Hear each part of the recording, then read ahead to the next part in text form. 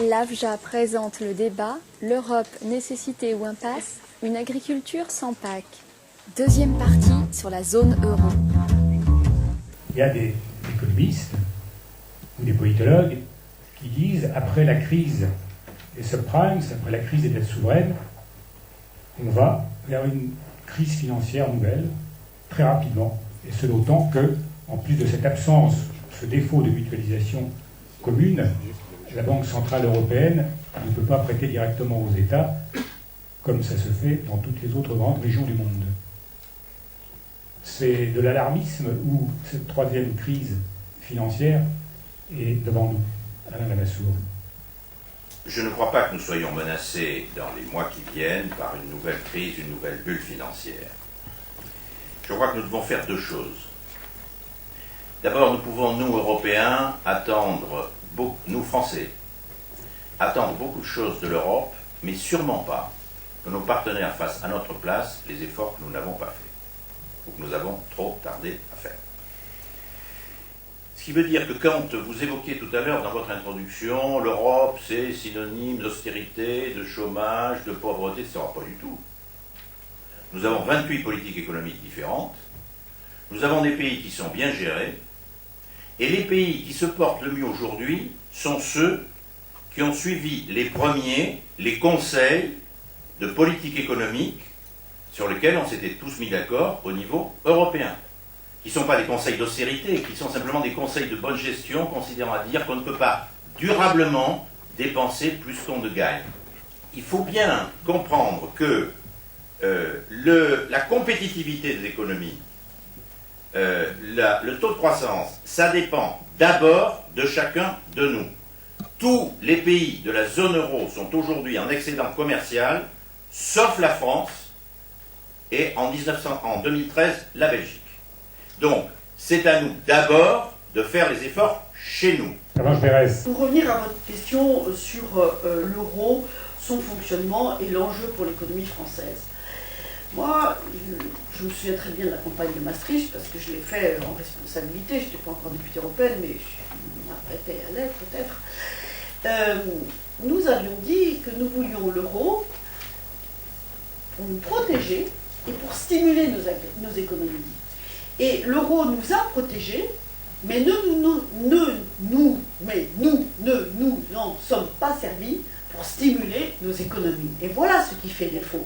Pour ça, il fallait un pilote dans l'avion. Et le pilote dans l'avion, ça doit être à la Commission que ça se passe. Parce que ça ne peut pas être entre les États membres. C'est la raison pour laquelle, quand nous avons fait l'union bancaire, le Parlement européen a beaucoup insisté pour que ce ne soit pas juste les États membres qui discutent entre eux. Parce que quand ce sont les États membres qui discutent entre eux, eh bien c'est le plus fort qui gagne, ou celui qui paye le plus. Et donc ça ne peut pas être l'Union européenne. Si on veut que l'Union européenne fonctionne, c'est vrai pour la monnaie, c'est vrai pour les banques, c'est vrai pour l'agriculture, l'intérêt de la méthode communautaire, l'intérêt d'avoir un président de la Commission qui est capable de faire le chef d'orchestre, c'est de faire le diagnostic, de regarder qui va bien, qui va pas bien, quels sont les objectifs, quelle est la stratégie. Et moi je dis aujourd'hui que par exemple des pays qui ont des marges de manœuvre, qui en ont sous la pédale, comme on dit en langage familier, peuvent donner plus. La crise, elle a été si grave parce que la zone euro souffrait fondamentalement de ce qu'on appelle d'un gros mot, enfin ici vous êtes des experts, vous allez comprendre, de déséquilibre macroéconomique au sein même de la zone euro. Et ça, qui peut le corriger? C'est pas la France contre l'Italie ou la Finlande ou quoi.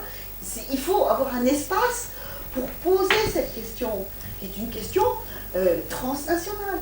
Alain Lamassoure, vous partagez donc le cadre proposé par Pervenche Berès pour plus d'intégration? Oui, sachant que c'est un sujet sur lequel nous travaillons ensemble.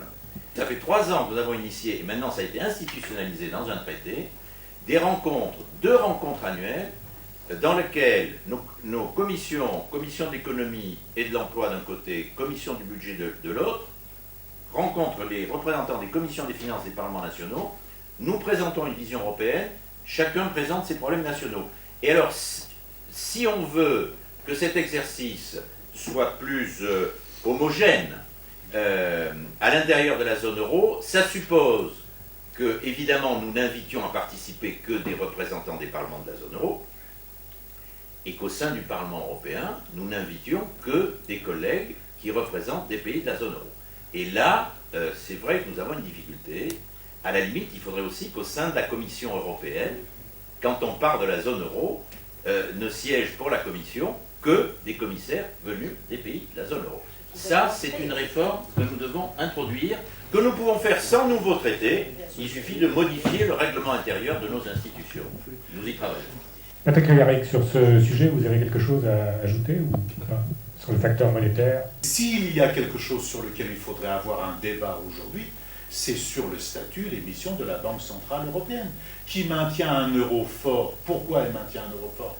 Parce que c'est le vice d'origine, d'ailleurs. Il y a eu un débat au moment du traité de Maastricht sur la question de savoir si l'euro devait être fort ou faible par rapport au dollar. On sait très bien qu'il y a une multitude de vices de forme.